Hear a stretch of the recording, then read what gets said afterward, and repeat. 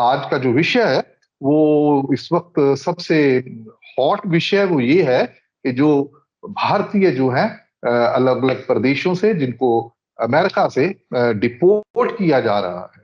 तो तीसरा जो सैन्य विमान है अमेरिकी फौज का, तो वो कल अमृतसर एयरपोर्ट पे उतरा है, तीसरा लेके हमारे जो भारतीय डिपोर्ट किए गए। तो उसके चलते एक बहुत बड़ी एक विवाद खड़ा हो गया है, एक उस पे राजनीति जो है वो भी शुरू हो गई है। तो आज कुछ ऐसे सवाल है जिसको लेके एक बड़ी असमंजस की स्थिति बनी हुई है और उसका जवाब मिल नहीं पा रहा, आधिकारिक रूप से नहीं मिल पा रहा। तो उसके लिए आज हमने संपर्क किया है हमारे स्ट्रेटेजिक अफेयर्स रणनीति के जो विषयों के माहिर हैं, कर्नल रिटायर्ड जयबंत सिंह जी। तो जयबंत सिंह जी किसी इंट्रोडक्शन के मोहताज नहीं है, इससे पहले भी हमारे स्कूपर के मंच पे वो आपके रूबरू होते रहे हैं। तो आज उनके साथ हम बात करेंगे और इन सवालों का जवाब ढूंढेंगे। और वो सवाल सबसे पहले ये है कि ये विमान अमृतसर में ही क्यों उतारा जाए। तो तीसरी बार हो चुका जिसको लेके पंजाब के मुख्यमंत्री, आम आदमी पार्टी, कांग्रेस पार्टी, अकाली दल जो है पंजाब की पार्टियां, उन्होंने इसके बारे में बहुत सख्त एतराज जताया है। इसके बारे में कुछ अस्पष्ट सी सफाई भी दी गई है भारत सरकार की तरफ से, भारत के विदेश मंत्री की तरफ से, हमारे संसद के अंदर। लेकिन वो जो इतनी स्पष्ट नहीं है वो बातें कि लोगों को, आम लोगों को ये समझ में आए कि इसका कारण क्या है। और दूसरा एक बहुत बड़ा कि जो बेड़ियां और हथकड़ियां डाली जा रही है, जो डिपोर्ट की है, उसको पंजाब की असमिता का एक सवाल बना के पंजाब के मुख्यमंत्री भगवंत मान और उनकी पार्टी पेश कर रही है कि पंजाब की बेइज्जती हो गई। और यहां तक भी उन्होंने इसको एक सांप्रदायिक जो है वो टच भी दे दिया है, ये कहते हुए कि अमृतसर एक पवित्र शहर है। वाकया ही वो पवित्र शहर है, और वहां पे वो इसलिए कह रहे हैं कि उतारा जा रहा है क्योंकि वो अमृतसर जो है उसको, उसकी छवि को जो है किसी किस्म की ठेस पहुंचा सके, पंजाबियों को बेइज्जत कर सके, ये उनका कहना है। तो इन सवालों के जवाब से मांगते हैं हम कर्नल जयबंत से। कर्नल साहब, बहुत बहुत धन्यवाद हमारे स्कूपर के मंच पर आने के लिए। और सबसे पहला सवाल ही ये है कि ये इसका क्या, आप क्या समझते हैं कि ये विमान अमृतसर में क्यों उतारा जा रहा है? और कोई, क्योंकि गुजरात के भी है वहां पे, महाराष्ट्र के भी हैं, हरियाणा के भी हैं, तो उनकी जो गुजरात की किसी एयरपोर्ट पे क्यों नहीं उतारा जा रहा, महाराष्ट्र की किसी एयरपोर्ट पे, मुंबई में क्यों नहीं उतारा? तो ये आपका क्या मानना है कि अगर हमारा कोई भी बंदा इलीगल इमिग्रेशन दूसरी कंट्री में करता है, हम उसको वापस एक्सेप्ट करेंगे, उसको हम वापस लेंगे। कई ऐसे मुल्क हैं उनकी पॉलिसी होती है कि वो लेते ही नहीं वापस। तो ऐसे जो बंदे होते हैं जिनको लिया नहीं जाता है, वो डिटेंशन कैंप में चले जाते हैं और पूरी जिंदगी वो एक बहुत ही इम्प्रिजन बंदों के जैसे काटते हैं और बहुत ही एक दुखद जिंदगी काटते हैं। पूरी जिंदगी, पूरी फैमिली बर्बाद हो जाती है।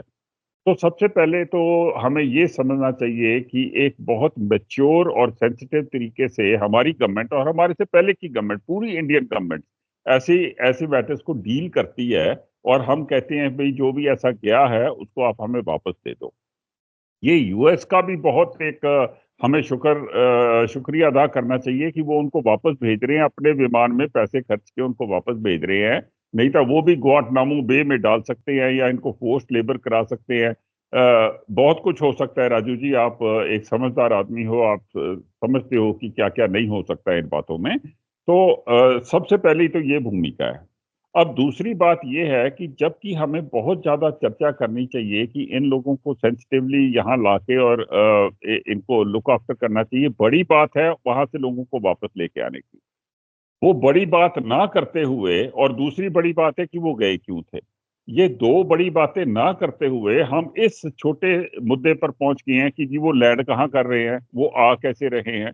तो ये जो बातें हैं ये एक राजनीतिक दांवपेच है। और ये जो इशू है ये राजनीतिक इशू नहीं है, ये एक सोशल इशू है। एनीवे, इस भूमिका के साथ, सॉरी मैंने बहुत लंबी भूमिका आपको कर दी, मैं आपको ये कहता हूँ ये चंडीगढ़ देखो अमृतसर में क्यों लैंड कर रहे हैं, इसकी कोई, जैसे आपने कहा, पूरे स्पष्ट तरीके से गवर्नमेंट ने इसका कोई जवाब नहीं दिया। तो मेरे पास भी कोई आंकड़े नहीं है, पर एज अ स्ट्रैटेजिक एक्सपर्ट मैं आपको 3-4 चीजें बता देता हूँ। सबसे पहली बात यह है कि जो आपके एयरपोर्ट्स हैं, वो कुछ एयरपोर्ट्स मिलिट्री एयरक्राफ्ट को ले सकते हैं, कुछ नहीं ले सकते हैं। फिर कॉम्प्लिकेटेड प्रोसीजर्स हैं, जो मिलिट्री एयरबेसेस होते हैं उसमें लैंड करने के लिए डीजीसीए की परमिशन लेनी होती है, मिलिट्री इंटेलिजेंस की परमिशन लेनी होती है, उसमें 7, 8, 10 दिन लग जाते हैं। फिर तीसरी बात है इमिग्रेशन डिपार्टमेंट। जहां ये आएंगे उस जगह के ऊपर इमिग्रेशन डिपार्टमेंट का होना बड़ा जरूरी है। किसी दूसरे एयरपोर्ट में हम डाल देंगे तो वहां फिर एक मिलिट्री एयरपोर्ट में डाल देंगे, वहां आपको इमिग्रेशन डिपार्टमेंट नहीं खोलनी पड़ेगी इनको वापस लेने के लिए। और चौथी बात है कि ये एयरक्राफ्ट कौन कौन से पर्टिकुलर एयरफील्ड्स में लैंड कर सकते हैं, बिकॉज इनकी जो हाइट है, ये इनकी जो फ्लाइट पाथ्स हैं, उसका ख्याल रखते हुए। तो ये सारा एक बहुत कॉम्प्लिकेटेड प्रोसेस है इसका। उस प्रोसेस के बीच में Indian air force, DGCA, foreign ministry, US ministry, US air force, इन सब ने इकट्ठे मिलके यहाँ से ये डिसाइड किया होगा कि कहाँ कहाँ लैंड करना है। कोई 3-4 जगहें बताई होंगी, हो सकता है कि बाद में कोई दूसरे भी एयरपोर्ट लग जाए, पर उसके बारे में पता नहीं है। ये कोई इतना आसानी से ये एयरपोर्ट यूज नहीं किया जा सकता कि आप जहां मर्जी जाके इनको लैंड कर दो। तो ये बात होगी एक। दूसरी बात, जो राजनीतिक बातें कर रहे हैं राजू जी, हमारे सीएम साहब कर रहे हैं। अब हम राजनीति पे, मैं आपको थोड़ा सा रोकना चाहूंगा। राजनीति एक अलग से इसके साथ ही जुड़ा हुआ, उसके बाद में आएंगे। जो दूसरा हिस्सा था मेरे सवाल का, वो ये था कन्ना साहब कि वो कह रहे हैं कि ये जो बेड़ियां हथकड़ियां जो पंजाब की तरफ से किया जाए, जिसकी वजह से ये एक विवाद का विषय बन गया है कि जी हथकड़ियां बेड़ियां लगा के तो ऐसे केसेस में क्या ये सही है, गलत है? हमें इस प्रकार लेना चाहिए कि ये हमारी बेइज्जती हुई है? देखो, बेइज्जती तो हमारी तभी हो गई जब हमारे इलीगल इमिग्रेंट्स जो हैं वो वहां पकड़े गए। वो ही हमारे लिए बहुत बड़ी बेइज्जती की बात है। तो अभी बेइज्जती किस लेवल पे किसकी हो रही है उसके बारे में तो हम ना ही बात करें तो अच्छी बात है। और उसके लिए मैं ये कहना चाहता हूँ कि इसमें सेंट्रल गवर्नमेंट, स्टेट गवर्नमेंट, हमारा सिविल सोसाइटी का बहुत बड़ा रोल है कि हमारे बच्चे इस तरीके से बाहर क्यों जा रहे हैं, ऐसे इलीगल सेंटर्स यहाँ क्यों चल रहे हैं। तो बेइज्जती तो हमारी हो गई है, उसकी तो बात ही छोड़ो। अब दूसरी बात है बेड़ियां और सिविल एयरक्राफ्ट में क्यों नहीं लेके आते। देखो, पहले तो उन्होंने यहाँ भेजना है, प्रोटोकॉल तो यही कहता है कि वो भेजे। हम तो वहाँ एयरक्राफ्ट नहीं भेजेंगे। हमारा देश एयरक्राफ्ट तब भेजता है जब हमारे लीगली गए हुए बंदे किसी मुसीबत में फंस जाते हैं, उनको वहां से बाहर निकालने की हमारी रिस्पॉन्सिबिलिटी होती है।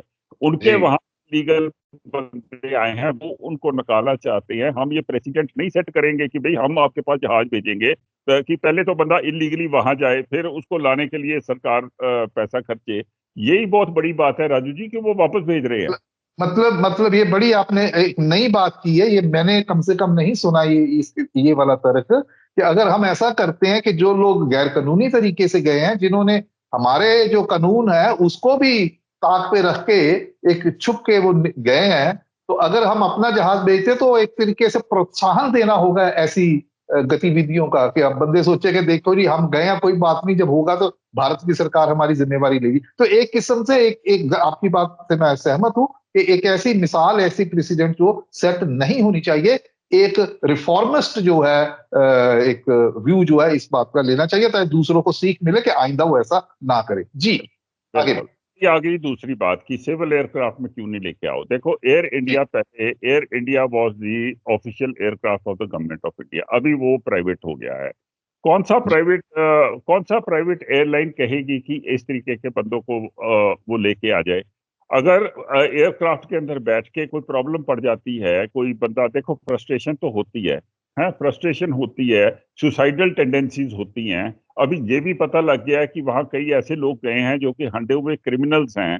वो एयरक्राफ्ट के अंदर कोई थोड़ा सा प्रॉब्लम क्रिएट कर दें अभी एयरक्राफ्ट के। अभी आपकी बात को मैं थोड़ा वाज़ेह कर दूं, दर्शकों को बता दूं कि अभी दो जो अभी आए हैं, उनमें से दो तो राजपुरा जो पटियाला जिला में है, वो तो एक कत्ल के केस में वो थे, वांटेड थे, तो आए तो उनको इन्होंने पकड़ लिया। अभी यहाँ पे लुधियाना के पास एक गांव है, एक पुलिस कर्मचारी है, उनके सुपुत्र है, उनके खिलाफ केस है, एक नॉन बेलेबल वारंट्स इशू हुए थे और उनके खिलाफ है फिर ये छीना झपटी स्नैचिंग का केस है, ऐसे लोग थे उसमें। हाँ जी, कीजिए बात अगर आगे। अगर आप कौन सा एयरक्राफ्ट, कौन सा सिविलियन एयरलाइन कहेगी कि भी ऐसे बंदों को हमारे यहाँ बैठा दो? किसी में सुसाइडल टेंडेंसीज है, कोई कोई एयर होस्टेस के साथ लड़ पड़ेगा, कोई कॉकपिट में जाने की कोशिश करेगा। जिस आदमी का मानसिक संतुलन, आप ये समझिए राजू जी, जिनको वापस भेजा है बेचारे अच्छे हैं, माड़े हैं, जैसे हैं, उनका मानसिक संतुलन ठीक नहीं होता है। हैं? बिल्कुल कोई बिल्कुल। सुसाइडल कमेटी में इमरजेंसी डोर खोलने की कोशिश कर दे, तो इन पंगों में सिविलियन आप एयरक्राफ्ट किडनैपिंग वगैरह भी रूल आउट नहीं कर सकते, ये सारी चीजें भी मेरा ख्याल है कि ध्यान आप में रखते हैं। हाईजैक करने की कोशिश कर दो, प्लेन को 4 बंदे इकट्ठे मिलके कुछ कर दें। सो इन बातों में चलो, मैं नहीं, मेरे को ये बहुत खराब लगता है जिस तरीके से बेड़ियों के साथ वो उनको भेज रहे हैं, मुझे बहुत खराब लगता है। बिल्कुल जितना बिल्कुल, लोगों को दुख है, देखने में है ये। तो मेरे को उससे ज्यादा दुख है। पर एक दूसरी कंट्री किस तरीके से इंसान को भेजना चाहती है, हम उसको गाइड नहीं कर सकते हैं राजू जी। जी उन्होंने जी। अपनी सिक्योरिटी के बारे में सोचना है, या तो होना कि सिर्फ हिंदुस्तान के लोगों को वो बेड़ियां डाल रहे हैं, बाकियों को नहीं डाल रहे। इक्वाडोर, होंडुरास, जिस भी जगह के बंदे हैं, उन जगहों को उन्होंने क्या कहते हैं, इसी तरीके से भेजा है। तो नहीं, वो अगर हमारे विदेश मंत्री जयशंकर जी ने संसद में भी बोला है कि एक स्टैंडर्ड ऑपरेटिंग प्रोसीजर है जो 2012 से, इससे पहले भी तो भेजते रहे हैं, हाँ, 2012 से वो तो है, एक उसके बात मुताबिक है, भेजते हैं। ऐसा नहीं है कि भारतीय सरकार ने बोला कि जी आप बेड़ियां डालो तो हम लेंगे, ऐसा ऐसा कुछ नहीं है। भारतीय सरकार तब कुछ कह सकती है इसका मामले में कि अगर वो सिर्फ भारतीयों को बेड़ियां डाल के भेज रहे हैं, बाकियों को नहीं भेज रहे। जी, उनका ये प्रोसीजर, उनका ये प्रोसेस है। भेदभाव वो भी हाँ, वही बात नहीं, कहते हैं, वही बात कहते हैं जो कि मैं आपको दूसरों के बारे में बता रहा हूँ, कि भाई इनको हम सेफली यहाँ से निकाल के इनके देश में पहुंचा दें, उसके बाद हमारा कोई प्रॉब्लम नहीं है। हैं? अगर सेफली पहुंचाते, अगर उनके पे बेड़ियां नहीं है, कोई बंदा सुसाइड कमिट करने की कोशिश करता है, वो सुसाइड कमिट कर लेता है, तो एक इंटरनेशनल इशू बन जाता है। तो वो कहते हैं कि हम इनको रिस्ट्रिक्ट करके, इनको पूरी तरह से इनका मूवमेंट रिस्ट्रिक्ट करके, ये इंश्योर करके ये कुछ नहीं कर सकते, अपने आप को बॉडीली हार्म नहीं कर सकते, इनको इनके देश में भेज देते हैं। उसके बाद ये अपने देश की प्रॉब्लम बन जाएंगे, हमारी नहीं बनेंगे। ये प्लस बात कल, ये जो आप कह रहे हैं इस बात को कल एक जो डिपोर्ट हुए हैं, ये कपूरथला डिस्ट्रिक्ट में भलत नाम का एरिया, वहां से एक डिपोर्टी है जिन्होंने इस बात को बोला है कि ये जो बेड़ियां और दूसरा डाला, क्योंकि वो कह रहे हैं कि मानसिक अवस्था ऐसी हो सकती है कि जिसकी वजह से वो किसी किस्म की कोई गलत हरकत जो है। क्या कलन साहब इसी वजह से ये मिलिट्री प्लेन जो है वो इस्तेमाल किया जाता है ताकि सिर्फ ये लोग, इनको सिविलियन जो पैसेंजर हैं दूसरे हवाई जहाज में उसमें ना लाया जाए या किसी चार्टर्ड उसमें ना लाया जाए, आर्मी के उसमें लेके आया जाए? बिल्कुल, देखो, आर्मी के उसमें लेके आएंगे तो उनका पूरा कंट्रोल रहेगा इनके ऊपर। बाकी सिविलियन एयरलाइन, जैसे मैंने आपको बताया कि कोई सिविलियन एयरलाइन मानेगी नहीं कि ऐसे बंदे, पूरा का पूरा जहाज भर के ऐसे बंदों को लेके आ जाओ। अगर मैं किसी सिविलियन एयरलाइन का सीईओ हूंगा, मैं कहूंगा भी मेरे को माफ करो, मैं नहीं करता। हैं? ये क्या बिल्कुल। कर देंगे, ये सारे, इनमें कुछ ऐसी टेंडेंसीज हैं जो कि ठीक नहीं है, तो मैं नहीं करना चाहता। सो इसमें बड़ी ज्यादा कॉम्प्लेक्सिटीज हैं, इसको इतने छोटी सी बात के ऊपर रोक देना कि भाई उन्होंने ऐसे कर दिया, अमृतसर के पवित्र स्थान में कर दिया, this and that, I think. अच्छा, अगर हम बहुत सख्ती कर देते हैं इसमें, कहते हैं कि अगर आप बेड़ियों के साथ भेजोगे हम लेंगे नहीं, वो कहते हैं अच्छा ना ना लो, हम इनको ग्वांटानामो बे में भेज देते हैं, फिर क्या कर लेंगे? कम से कम बेड़ियां इस पहन के हमारे बच्चे आ तो रहे हैं ना। लास्ट पॉइंट है मेरा कि अमृतसर में क्यों करना है। एक तो मैंने आपको टेक्निकलिटी बता दी, चलो ठीक है, हम मद्रास में कर देते हैं, वहां पर इनको लैंड कर देते हैं। अब जी क्या मद्रास की इमिग्रेशन डिपार्टमेंट और मद्रास की पुलिस ऐसी सेंसिटिविटी दिखाएगी इनकी तरफ जो कि पंजाब की पुलिस दिखा रही है और पंजाब की इमिग्रेशन डिपार्टमेंट दिखा रही है? इनको 2-2 घंटे में क्लियर करके इनके पेरेंट्स आ रहे हैं और वहां से इनको घर लेके जा रहे हैं। फिर इनके पेरेंट्स को मद्रास जाना पड़ेगा उनको लेने के लिए। अगर किसी भी एक आदमी के ऊपर शक है तो मद्रास की पुलिस को फिर पंजाब की पुलिस से पूछना पड़ेगा। वो ये 100 सवाल ये आपकी बात समझ में आती है, मुझे लगता है कि दर्शक भी। लेकिन मैं इससे दूसरे तीसरा जो इसका पहलू है, जो राजनीतिक पहलू है, जिसको राजनीतिक तौर पे मुझे लगता है निजी तौर पे कि ये बहुत दुर्भाग्यपूर्ण है कि इसके अंदर भी राजनीति की है। और मेरा ये भी मानना है कि अगर ये दिल्ली वाला, क्योंकि यहाँ आम आदमी पार्टी की सरकार है पंजाब में, अगर दिल्ली वाली जो एक झटका इनको ना लगा होता तो शायद ये ऐसी बातें ना करते। इसको उन्होंने बीजेपी वर्सेस पंजाब और दिल्ली वर्सेस पंजाब और नरेंद्र मोदी वर्सेस वो कर दिया है। तो मुझे लगता है कि ये दुर्भाग्यपूर्ण है। आपका क्या कहना है कि ये जो कुछ कहा जा रहा है, जो वक्तव्य इनके आ रहे हैं भगवंत मान जो मुख्यमंत्री के, आपको लगता है कि जिस तरीके का ये माहौल बना उसमें ये चीज होनी चाहिए? आप कैसे इसको देखते हैं इनके बयान? राजू जी, ऐसा है कि दिल्ली में 10 साल तक आम आदमी पार्टी ने कुछ नहीं किया, सिर्फ वहां की सेंटर की सरकार के पीछे उन्होंने उसको अटैक करने की कोशिश की। तो उसका नतीजा क्या निकला? उसका नतीजा निकला कि वहां के लोग तंग पड़ गए, दुखी हो गए। यहाँ की सरकार भी अभी वही काम कर रही है। अपना काम जो उसको करना है वो करती नहीं है सारी टाइम। क्योंकि मैं एक प्रवक्ता हूं, मैं जानता हूं सारा टाइम उनका जोर इसी बात पर होता है कि किसी ना किसी तरह तक सेंटर सरकार को नकारो, उसको झूठा दिखाओ। उनके दिल में कहीं ये होता है कि अगर हम मोदी जी की छवि कम कर देंगे तो अरविंद केजरीवाल के प्राइम मिनिस्टरियल बनने के चांसेस ज्यादा बन जाएंगे। ये काम नहीं करना चाहिए।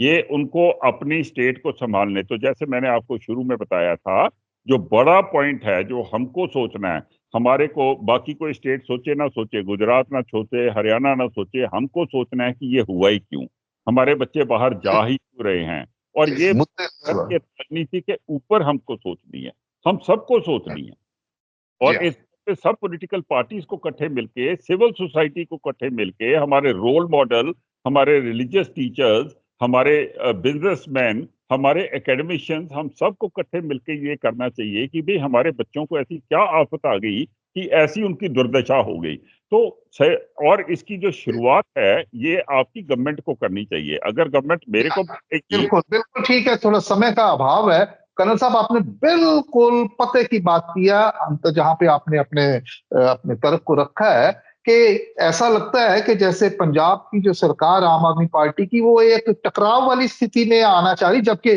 जैसे आप बोल रहे हैं कि होना चाहिए कि एक कोऑर्डिनेशन होना चाहिए, क्योंकि ये सिर्फ पंजाबी जो लोग हैं वो गए हैं डिपोर्ट हुए, उनका मामला नहीं है, देश के दूसरे हिस्सों से भी गए हैं। तो एक कोऑर्डिनेटेड जो है एक रिस्पांस जो होना चाहिए, बजाय इसके कि इसको हम वो जो राजनीति है उसके चलते बीजेपी वर्सेस आम आदमी पार्टी या पंजाब वर्सेस दिल्ली सरकार करे, ये सही नहीं होगा। और आपने बिल्कुल ठीक फरमाया है। और अगर ऐसा ये करते हैं तो ये दुर्भाग्यपूर्ण है। इसके बजाय पंजाब सरकार को भी चाहिए ये सोचना कम से कम कि जो यहाँ के व्यक्ति गए हैं वो क्यों गए हैं, किन कारणों की वजह से, और ये कारण जो है किसी से छिपे हुए नहीं है। जो फेक ट्रैवल एजेंट है वो कैसे झांसा देके, आप देखिए कि एक केस में तो 1 करोड़ 20 लाख, ये जो मैं राजपुरा के 2 चचेरे भाइयों की बात कर रहा हूं पटियाला जिले में, जिनको इनके ऊपर मर्डर के चार्जेस है, एफआईआर हुई है, उनके परिवार का कहना है कि 1 करोड़ 20 लाख के करीब उन्होंने दिया है।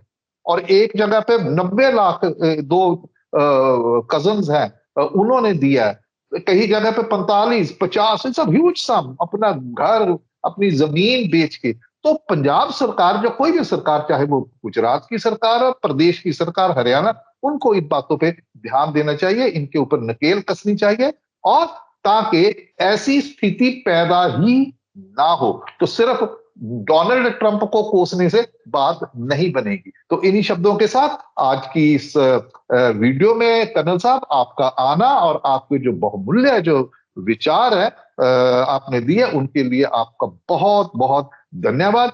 आगे भी हम कर्नल जयबंश सिंह जी इनके साथ मिलके और भी विषयों पे बातचीत करने के लिए आपके समक्ष हाजिर होंगे। तब तक के लिए बहुत बहुत शुक्रिया, इंतजार कीजिए और हमारे इस YouTube चैनल को आप सब्सक्राइब कीजिए, लाइक कीजिए और शेयर कीजिए। बहुत बहुत धन्यवाद। Thank you colonel Jaibansh Singh ji, thank you so very much for being with us. Thank you ji, बहुत बहुत धन्यवाद।